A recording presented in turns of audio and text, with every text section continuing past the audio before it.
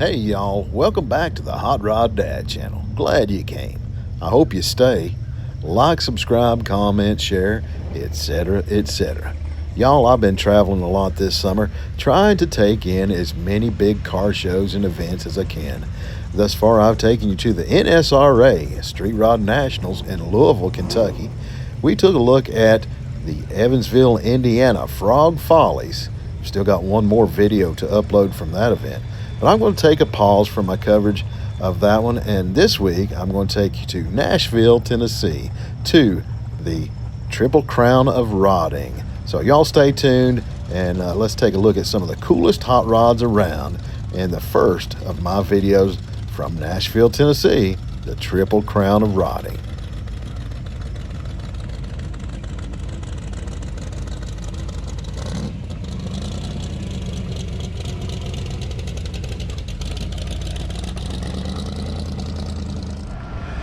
I just walked through the gates right here. I'm at the Speed Tech Performance booth right here, and I've already found something that I'm just in love with right here.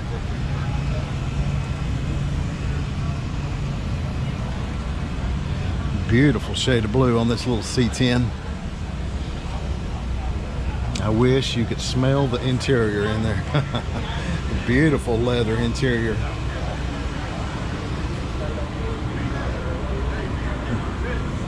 I like the use of the satin paint back here inside the bed with the contrast of the really shiny paint on the outside. I think they've done that under the hood as well.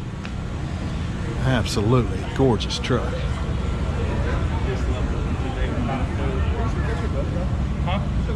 Check out the scripted valve covers right there and the twin turbos. Absolutely a stunner.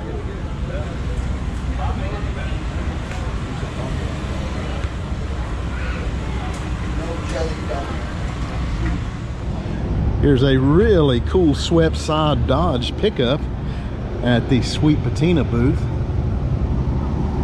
Some diesel power under the hood. Check out that gear shift. Got an old camper back here on the back with some tinted blue glass in it. This thing is pretty sweet.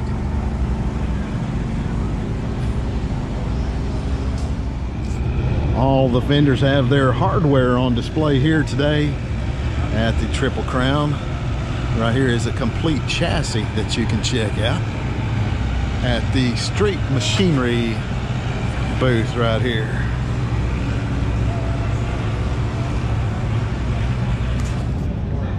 Probably the most interesting display here in the vendor area is this Fox Mustang, Fox body style Mustang cutaway right here, so that you can see the complete chassis underneath it.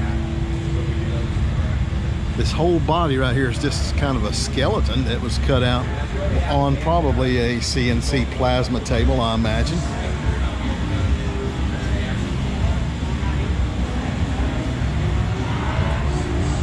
Really cool piece.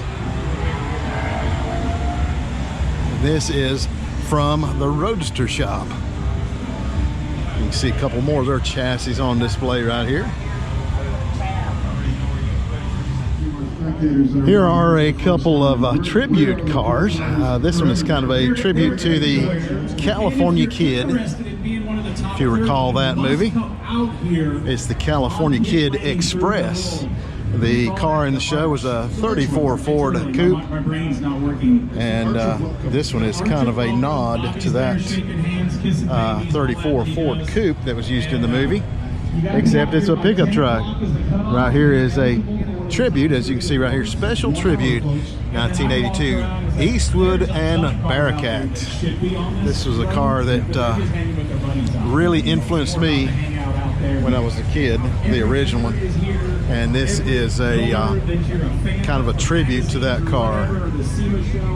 they have booths out there. Right here is the Pete and Jake's booth. And usually they have the California Kid here on display, but I don't see it this year. But it looks like they have a 32 Ford Coupe here and a chassis to check out.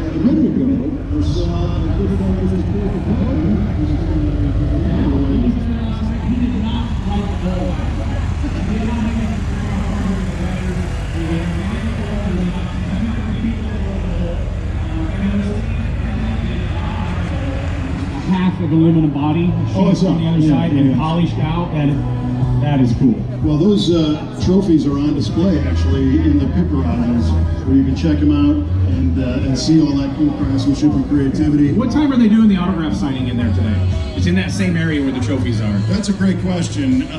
We're going to have to verify before I give somebody the wrong info. We'll announce all those times because there are a lot of great events going on today.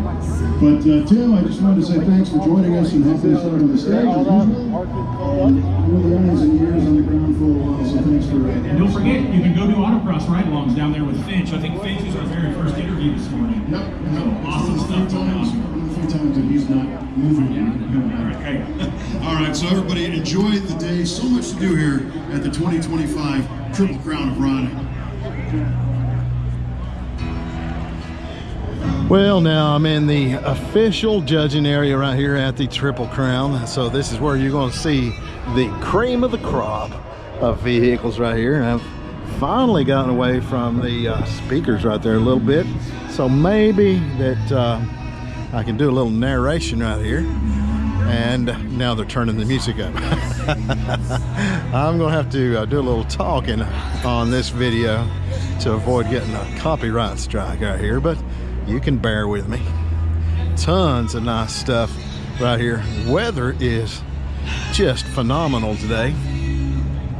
It's just a little overcast and pretty warm today, but it's going to be a beautiful, beautiful day. All of these, you know, are pro-built cars that you're going to see in this area. And like I said, the cream of the crop.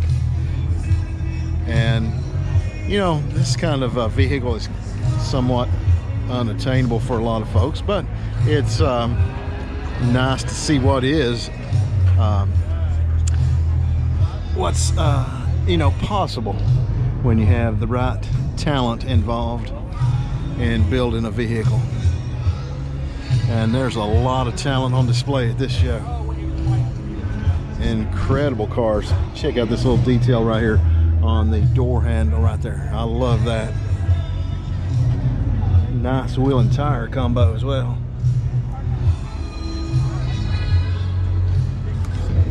Boss liner on the valve cover right there.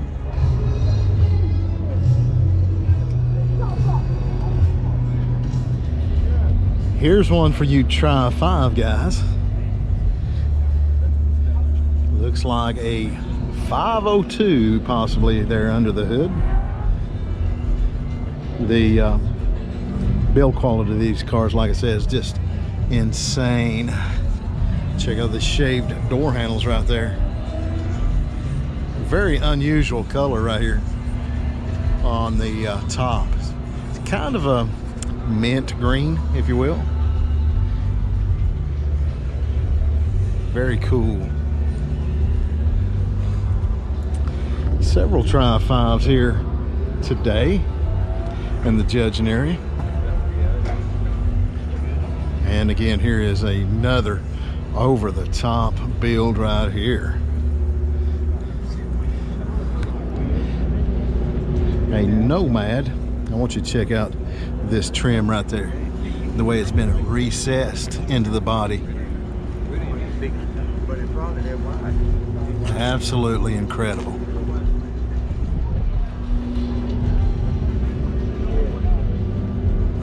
And even the wheels are kind of a throwback to the original, but those are big inch one-off aluminum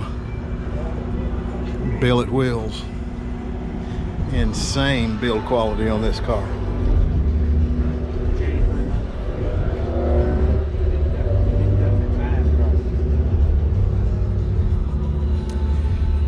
Nice vet here, but what I want to see is this Cadillac. Have mercy. As they say, there's no slacking when you're Cadillacing. This is a 1959 Cadillac. You know, it's not over the top as far as custom details, but you don't have to do a whole lot to these to really make them cool. I did notice, however, the roof right there. Let me see if I can get you inside right here. So it's got a whole roof insert right there. That's glass. That is awesome. I'd like to know what that came out of.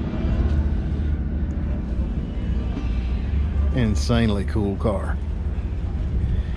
And yet it retains those iconic 59 Cadillac taillights.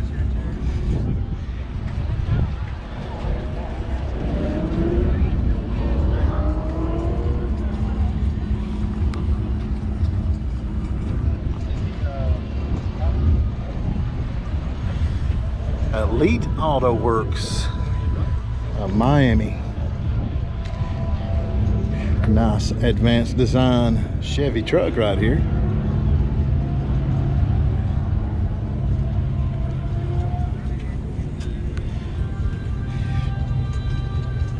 You know, if you want to see high dollar, high end vehicles, the Triple Crown is the premier show in the country, in my opinion. It brings them all to one place right here. Even the West Coast guys come to this event.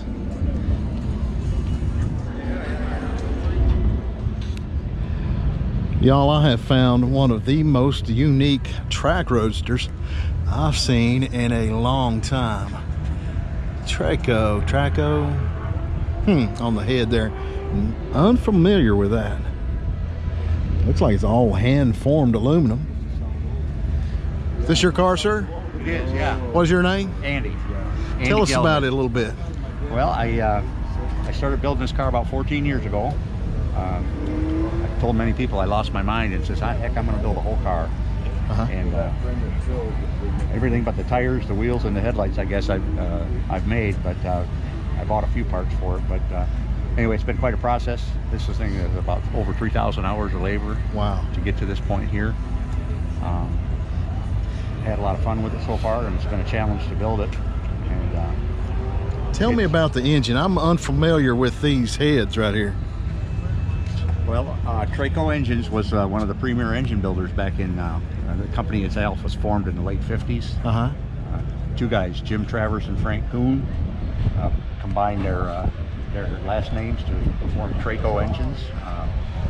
They had just come out of a career in IndyCar racing. They were multi-time winners at the Indianapolis 500, but they were looking for something new, and they formed a company and they started developing the small block Chevrolet engine. So that's a small block lurking underneath those heads. Right.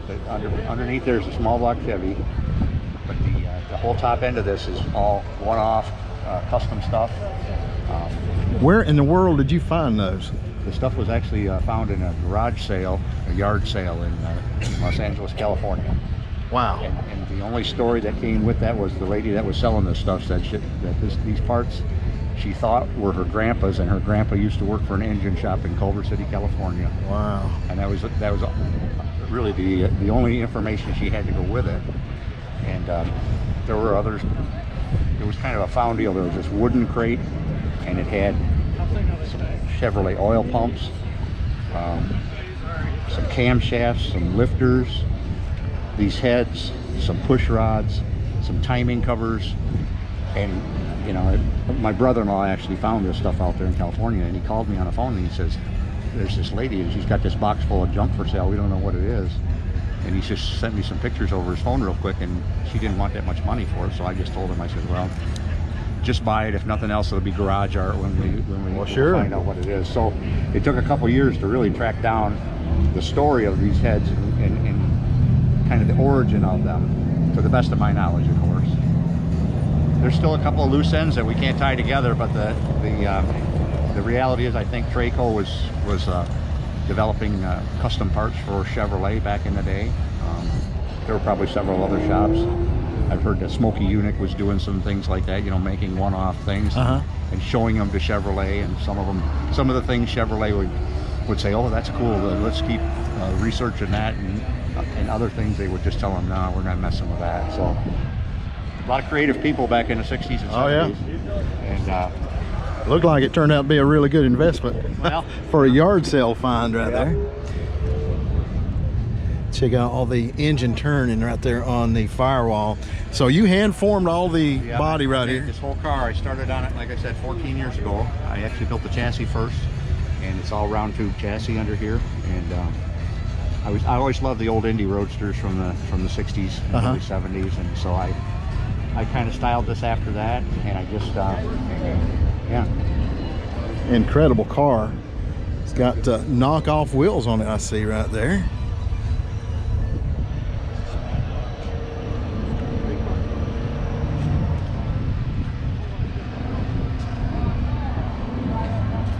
Like any other project, these things get out of control real quick. Like this luggage thing, that was a whole nother deal. This 3-piece luggage in the trunk, that was an idea that I had about halfway through this project, and I started drawing it up and then building it, and before I knew it, I had the luggage all done. The luggage was completely built, and the car was only halfway done. And my wife teases me to this day because that luggage actually sat in the basement of our house for 7 or 8 years. Wow. Totally finished, ready for the car to be finished. But anyway, so today I brought the luggage with me. People get a kick out of this luggage. Can I show you a neat trick about this luggage? Sure, absolutely. This is custom luggage. This is a European thing where they had fitted luggage that fit in the trunk of your car. And then this luggage is nice, except that it's a little bulky. If you had to carry this in and out of your hotel, it would be kind of awesome. So I actually ripped these up with some modern day handles and rollers. So that's awesome. You don't actually have to carry your clothes with you as you go into a hotel or what have you. So. Very cool, and it kind of follows the contour of the trunk right there. Yep.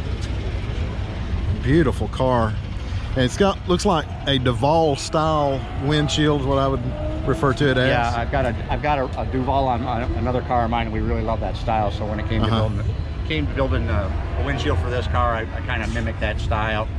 Yeah. So did you build the windshield as well? Yeah. It looks like it's got a little. Yeah, if you notice, it's got some damage to it. This car actually has some peripheral damage. This car was actually put back together. It was kind of torn halfway down for some cleanup and things. And then earlier this year in May, I actually got the car back together.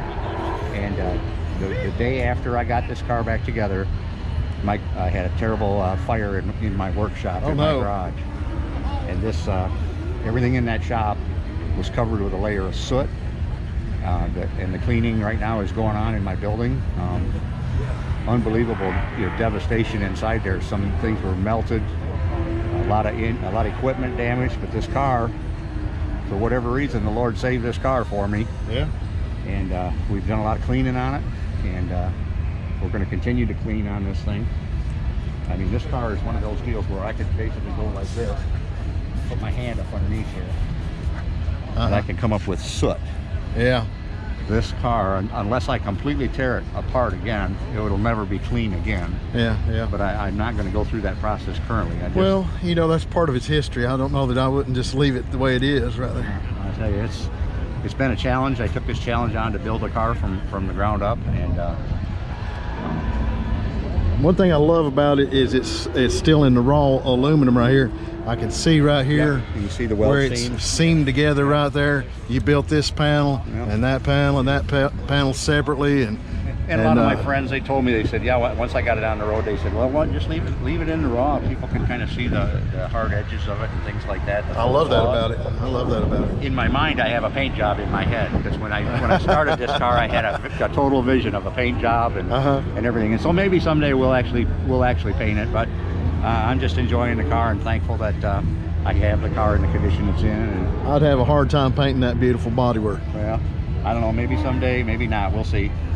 Yeah. Thank you, sir, for telling us about your car. Yeah, appreciate you coming out to the show. Of all the high dollar modernistic rods here present. I think I like this better than all of them. Very early 50s style. This is Ford F1, about a 1952 model. It's got all the right early 50s styling cues as far as custom cars back then. Looks like an Oldsmobile, early 50s Oldsmobile engine right there. 3 deuces on it, highly polished. Check out the use of brass under the hood right there.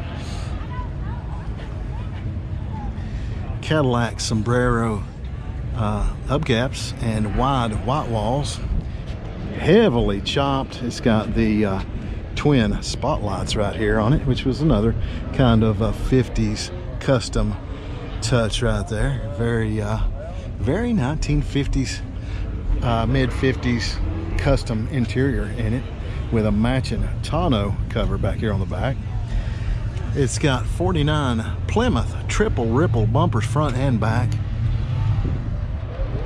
but the rear has a molded in license plate frame right there, and the exhaust is exiting out the rear bumper right there.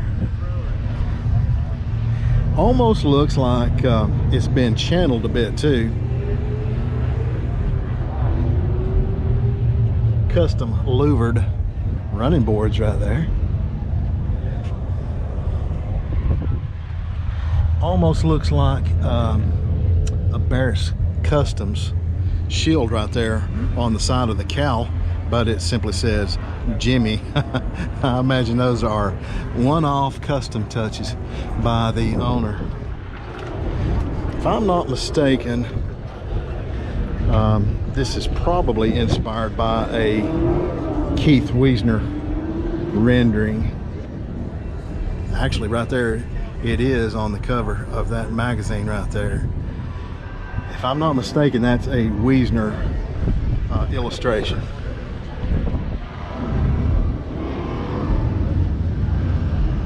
And like I said, very period correct, right down to the wiring under the hood right there is done in the old cloth covered wire, and it matches the paint scheme.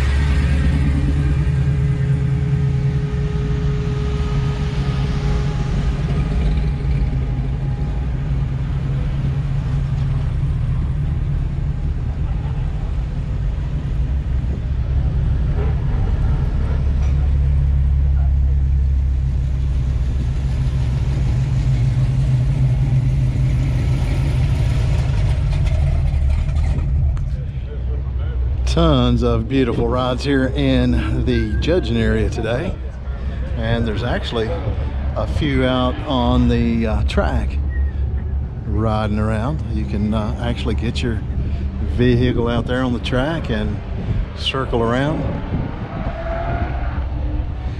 and I'm just strolling around here checking out all the cool stuff, so I'm just kind of filming it as I get to it. So as I see it, you're seeing it. Check out the fire engine right here. Saw them rolling in this morning.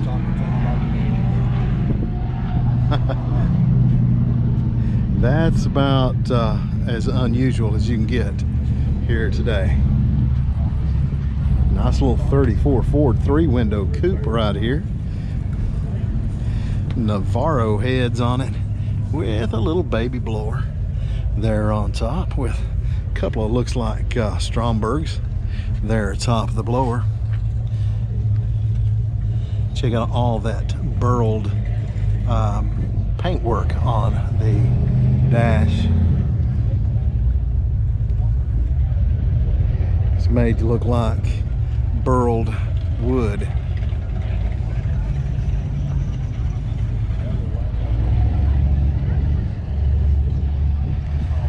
bit of something for everyone here today.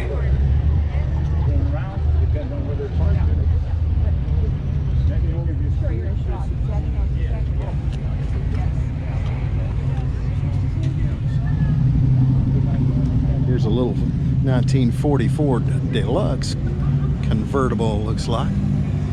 I do believe that is an LS engine under the hood. And it's dressed out like an old Ford Y-block.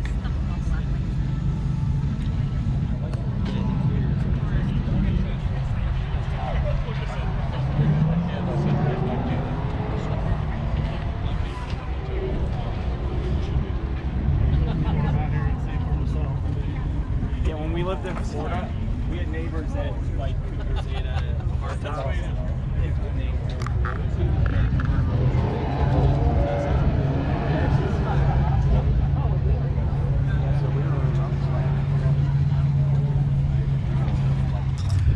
Y'all, I first found this car in Louisville, Kentucky at the Street Rod Nationals, and I finally found the builder right here. What is your name, sir? Ellis Simmons. Ellis Simmons. Tell us about this car. It's very unique. It started 6 years ago. To be built for Beth Myers, Ross Myers' wife, and it was kind of Ross's idea to do the Bugatti thing. Okay. And, so the basic body right here is 1932 Ford three-window. yes, Brookville body. By Brookville. Okay. And did you modify it much? Yes, it's shop 5.5 in the front, 4.5 in the back. Okay. And the windshield post lean back. Okay. And the first thing probably most people notice about this car is the unusual power plant. A 470 Merc Cruiser Marine engine. 470 Merc Cruiser. With a John Cossey big block 460 Ford cylinder head.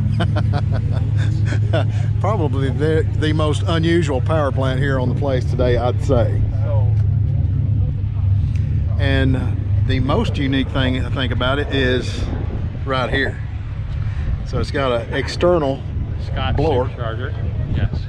And it's driven by the crankshaft. And it has a box in the front with a pair of winter switch change gears to reverse the rotation back to the direction it needs to go, because that turned the blower backwards. Oh, really? And I was able to increase the blower speed by having a large gear and a small gear inside the box.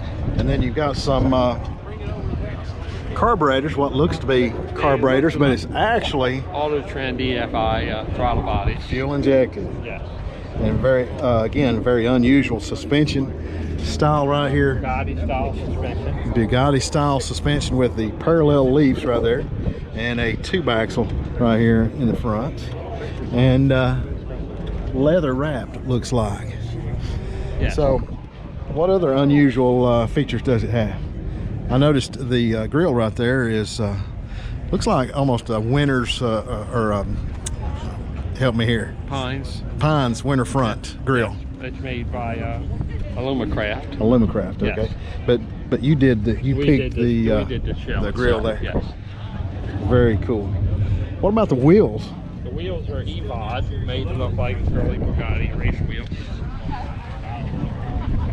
And the wheel appears to look like a brake drum, like Bugatti.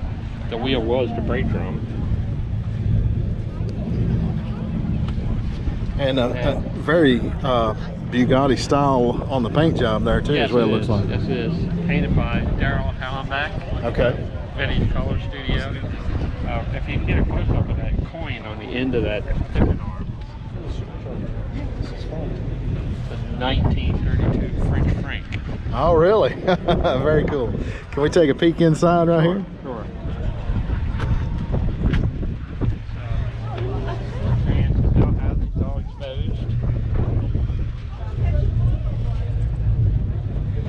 I love the engine turning on the dash right there. And And the little pod is the reason for the little pod is the seats are so far back that you couldn't reach the dash, so I made sure the switches were up. oh yeah, And I like that. the Bugatti style steering wheel was built by the Hot Rod Garage, Oklahoma, Jason Smith. He hand built this steering wheel. And if you can see, the belly pan is louvered. The floor is closed, and there's a belly pan underneath.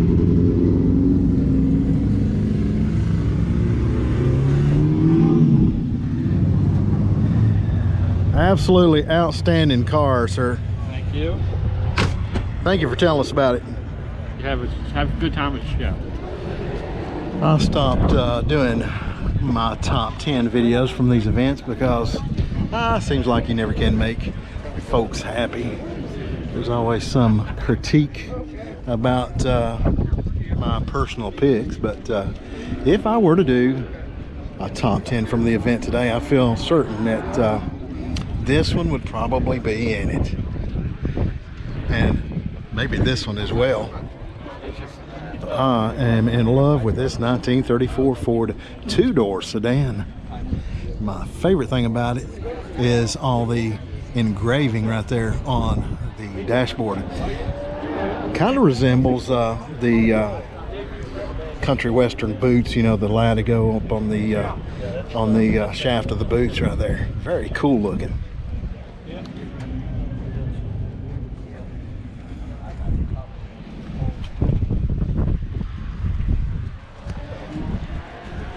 Otherwise, fairly, simple design, very understated, very classic color.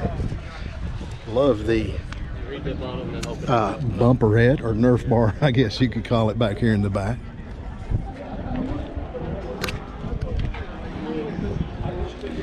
And just the slightest little bit of a Nerf bars right up here in the front, but very stylized as they come around the fender right there.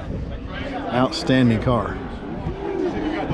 And likewise, this 36 Ford 3-window coupe would most likely be in my personal top 10 from the show.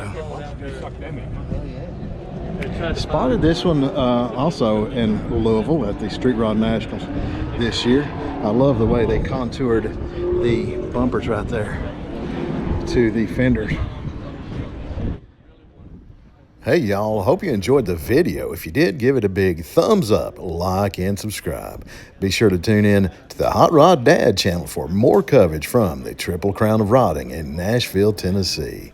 In next week's video, we'll be taking a look at even more cool rides from this event, as well as talking to some of the owners and builders of these fabulous machines, including an interview with the builder of this year's Riddler Award winner.